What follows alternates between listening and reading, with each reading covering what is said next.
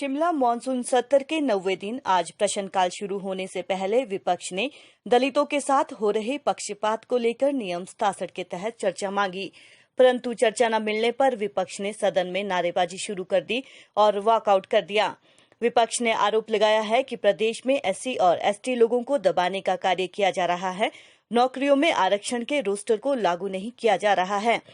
जनजातीय जिला किन्नौर के विधायक जगत सिंह नेगी ने कहा कि कांग्रेस पार्टी ने नियम 67 के तहत दलितों के साथ हो रहे अत्याचार, नौकरियों में आरक्षण को खत्म करने को लेकर चर्चा मांगी थी, लेकिन सरकार दलितों के मुद्दों पर चर्चा नहीं करना चाहती है। नेगी ने कहा कि प्रदेश में लगभग 40% संख्या दलितों की है। दलित क्षेत्रों के विकास के लिए जिन पैसों का आवंटन किया जाता है, उसमें विधायकों को पूछा नहीं जाता है। उन्होंने जयराम सरकार को दलित और ओबीसी विरोधी बताया है। वहीं माकपा विधायक राकेश सिंघा ने कहा कि सरकार व प्रशासन दलितों और पिछड़े वर्ग के मुद्दों को लेकर संवेदनशील नहीं है, जिसको बर्दाश्त नहीं किया जाएगा। हिमाचल प्रदेश के विश्वसनीय ज्वेलर भूषण ज्वेलर्स रोस्टर क्यों नहीं लगता? चक्कर है भाई, चक्कर है। नौकरी में रोस्टर क्यों नहीं लगता? चक्कर है भाई, चक्कर है। दलित विरोधी सरकार हो बर्बाद, हो बर्बाद, हो बर्बाद। दलित विरोधी सरकार हो बर्बाद, हो बर्बाद, हो बर्बाद। एससी पे चर्चा क्यों नहीं होती? चक्कर है भाई, चक्कर है। एससी पे चर्चा क्यों नहीं होती? चक्कर है भाई, चक्कर है। दलित विरोधी सरकार हो बर्बाद, हो बर्बाद, हो बर्बाद, हो बर्बाद। जनजाति बंद करो, दलितों का शोषण बंद करो, बंद करो, बंद करो। एससी विरोधी सरकार हो बर्बाद, हो बर्बाद, हो बर्बाद। एससी विरोधी हो बर्बाद, हो बर्बाद, हो बर्बाद। ओबीसी विरोधी सरकार गया है शासित के रूल के तहत बहुत महत्वपूर्ण। और जैसे कर्नल साहब ने कहा कि पिछले कल बहुत सा दलित अलग अलग संगठनों का शिमला आया था, उसने अपना विरोध प्रकट किया। 3 मुख्य बातें मैं कहना चाहता हूँ। पहली बात है कि जो हमारा राजनीतिक सिस्टम है और जो हमारा ये एडमिनिस्ट्रेटिव सिस्टम है, ये संवेदनशील नहीं है दलितों के मसलों को लेकर। और ये इस बात से स्पष्ट होता है कि जो बहुत सा भेदभाव आज हो रहा है, उस भेदभाव को सरकार और सरकार का तंत्र कंट्रोल करने में सक्षम नहीं है, पहली बात। दूसरी बात है कि आज रोजगार का सारा जो चरित्र है बदल गया है।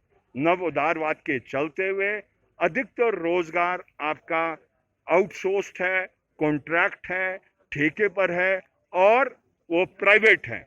उसमें आपका ये लॉ लागू नहीं हो रहा है। यहाँ तक कि पिछले कल जो प्रश्न सरकार से पूछा गया था, आरटीई के तहत, कॉन्स्टिट्यूशनल है, कॉन्स्टिट्यूशनल आरटीई जो हमारा एक्ट है जिसके तहत भर्ती होती है, वहां भी हम क्या कर रहे हैं, कॉन्स्टिट्यूशनल प्रोविजन नहीं लगा रहे हैं। ये दूसरी बात है। तीसरी बात है कि इसका रास्ता क्या है। तो हम समझते हैं कि रास्ता यही है कि जो संविधान इस देश का है उसके तहत ये हमारा देश चलना चाहिए और जो इनके अधिकार वो होने चाहिए। और आखिरी बात मैं कहना चाहता हूँ, और ये थोड़ा सा मतभेद हो सकता है मेरा बाकियों से, कि पिछले कल वो जो मांग पत्र हिमाचल प्रदेश की सरकार को दिया है और हिमाचल प्रदेश के मुख्यमंत्री महोदय को, एक पेशेंट हियरिंग उन्होंने दी है उस मसले को लेकर। लेकिन हम उम्मीद करते हैं पेशेंट हियरिंग के बाद वो उस पर अमली जामा भी होना चाहिए। लेकिन अमली जामा आमतौर पर होता नहीं है। ये टेस्ट है इस गवर्नमेंट का, जो कल मांग पत्र दिया गया है उस पर अमली जामा करते हैं कि नहीं करते हैं, एक टेस्ट के जरिए हिमाचल प्रदेश के मुख्यमंत्री गुजर रहे हैं, ऐसा मैं समझता हूँ। आज कांग्रेस पार्टी की तरफ से हमने सदन में नियम 67 के तहत एडजॉर्नमेंट मोशन दिया है कि सारा काम रोककर दलितों के ऊपर जो अत्याचार हो रहे हैं, जनजातियों के ऊपर जो अत्याचार हो रहे हैं और जो सरकारी या दूसरी नौकरियों में जो रोस्टर नहीं लगाकर चोर दरवाजे से जो नौकरियां प्रदान की जा रही है, चाहे वो आईपीएच में है, चाहे किसी भी विभाग में है, उसमें आउटसोर्स में है, उनमें रोस्टर का जो प्रावधान नहीं किया गया है, उस मुद्दे को लेकर हमने और विशेषकर हमारे कर्नल जयराम सांडिल जी ने, नरनाथ जी ने और मोहनलाल ब्राक्टा ने जो है, हमने जो है चारों ने जो है नियम 67 के तहत जो है माननीय अध्यक्ष महोदय को जो है नियम अनुसार जो है हमने नोटिस दिया। परंतु नोटिस देने के बावजूद में ये वर्तमान सरकार जो है, जो हिमाचल प्रदेश की जनसंख्या का दलित, ओबीसी और जनजाति मिलाकर जो है 32 से ज़्यादा परसेंटेज पर है, 40 से ऊपर परसेंटेज जनसंख्या की है, इन लोगों के मुद्दों पर जो है सदन के अंदर चर्चा नहीं करना चाहती। हम ये पूछना चाहते हैं सरकार से कि क्या कारण है कि हमारे मुद्दों पे आप बात करना नहीं चाहते, सदन में इसकी चर्चा नहीं करना चाहते।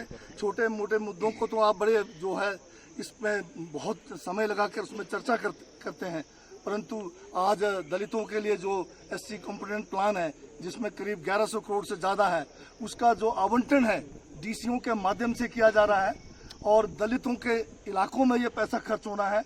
वो पैसा जो है दलित समाज से जो हम चुने हुए हमारे जो विधायक आते हैं उनको जो है उसमें किसी किस्म का जो है उन पैसों के आवंटन में, उसके संचालन में हमें जो पूछा नहीं जाता। इसी तरह से ट्राइबल सब प्लान है, उसमें भी जो है खासकर जिला किन्नौर के जब मैं बताऊं तो वहाँ पर जनजाति क्षेत्र का जो सब प्लान है उसमें सभी जगह पे विधायकों को जो है, अन्य जो जनजाति क्षेत्र है उसमें विधायक को जो है चेयरमैन बनाया है, किन्नौर में जो है DC को चेयरमैन बनाया। ये भेदभाव किया जा रहा है और इस विषय पर जो है, गंभीर विषय पर जो है ये सरकार चर्चा से भाग रही है। यही हमारा आरोप है और ये सरकार जो है, जयराम की जो सरकार है, BJP की सरकार है, ये दलित विरोधी है, ये जनजाति विरोधी है, ये OBC विरोधी है।